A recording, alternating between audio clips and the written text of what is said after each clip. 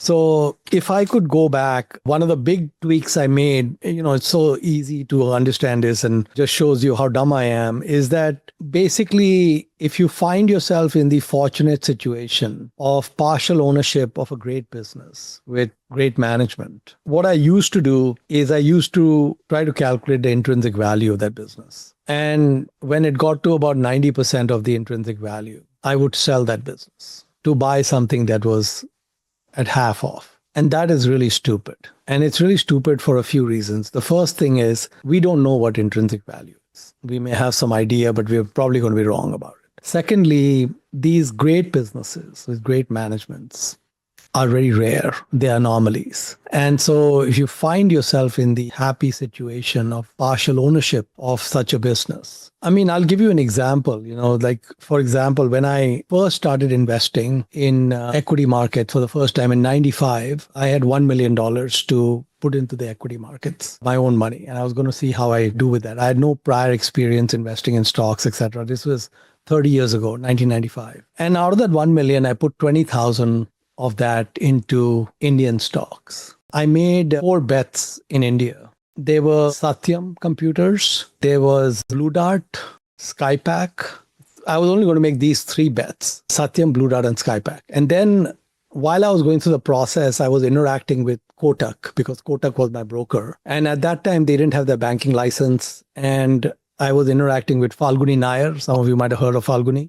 And she was running Kotak's London office at that time. So Falguni helped me open my account and all of that. And I was extremely impressed with the Kotak team, both in London and in Mumbai. So last minute, I decided to put some of that money into Kotak. So basically out of the 20,000, 10,000 went into Satyam and maybe 2,000 or 3,000 went into Kotak. And then the rest was between Blue Dart and Skypack. Now, the Satyam fraud happened much later. That was more than 10 years after I invested. But in 5 years after that, in the year 2000, Satyam was up 140x. So the 10,000 I had invested in Satyam was sitting at 1.4 million. Okay.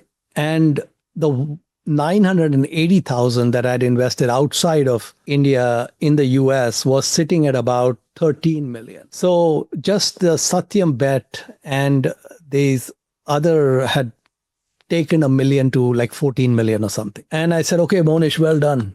Life is good.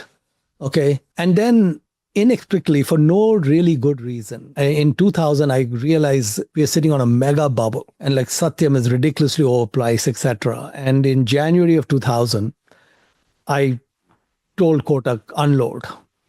And I got out of Satyam within 5% of the peak price, cashed in the whole thing. I wasn't even sure the Indian government would allow me to pull the money back. I said, these guys are not stupid. I put 10,000 into India. I want to pull 1.4 million of foreign exchange out.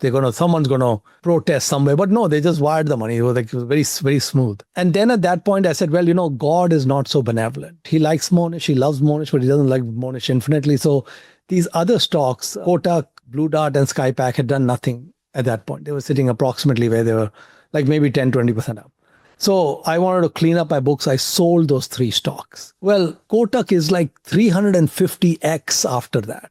Okay, 350x. Blue Dart, I think, is 500x.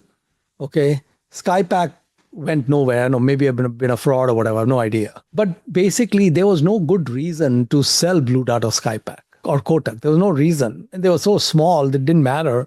So when I go through and look at the last 30 years, there are so many exceptional businesses I invested in and sold. Well, in the case of Kotak and Blue Dart, it was sold for stupid reasons. But in other cases, it was sold because I thought they were fully priced. Well, you cannot come up with an intrinsic value for Kotak or Blue Dart or any of these businesses because what will management do in the future? We don't know what they'll do. And if they're exceptional, they can do exceptional things. And so the idea is that what took me a long time to learn, forever and ever to learn, is that do not sell a great business when it's fully priced.